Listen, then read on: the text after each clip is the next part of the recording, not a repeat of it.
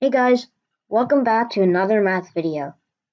Today, we're going to be solving for variables using inverse operations. Last time, we learned how to simplify algebraic expressions and equations. If you haven't already, go ahead and watch that video. Now let's start with the inverse operations. So let's say you have this equation, x minus 6 equals 8. We have to solve for x. We could use guess and check, but that would take forever in these types of problems. So let's use the inverse operations method. First, we have negative 6.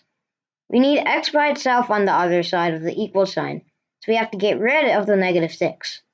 To get rid of it, you add the same number, but different operation, so the opposite of the number.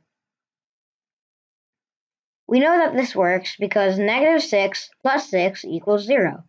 In fact, this works for every number.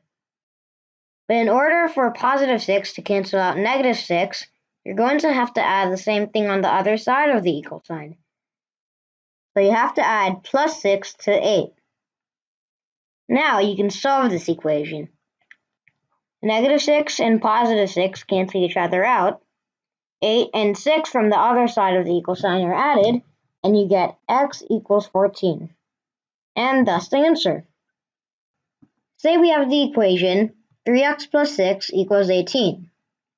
This time you're going to try to solve it by yourself. So pause the video and use the inverse operations method to solve for x.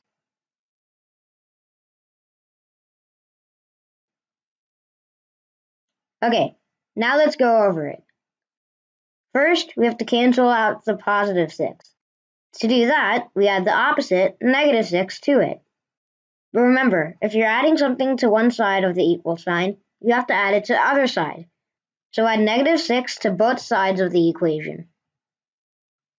Once we solve that, we get 3x equals 12. But we're still not done. We still need x by itself, so we have to get rid of the 3. Since 3 is multiplied by x, we have to do the inverse and divide by 3. We also have to divide by 3 on the other side of the equation. Simplify that part and you get x equals 4. So the answer to this equation is 4. That's it for today. Thank you for watching. Hopefully you learned something new, and I'll see you in the next video.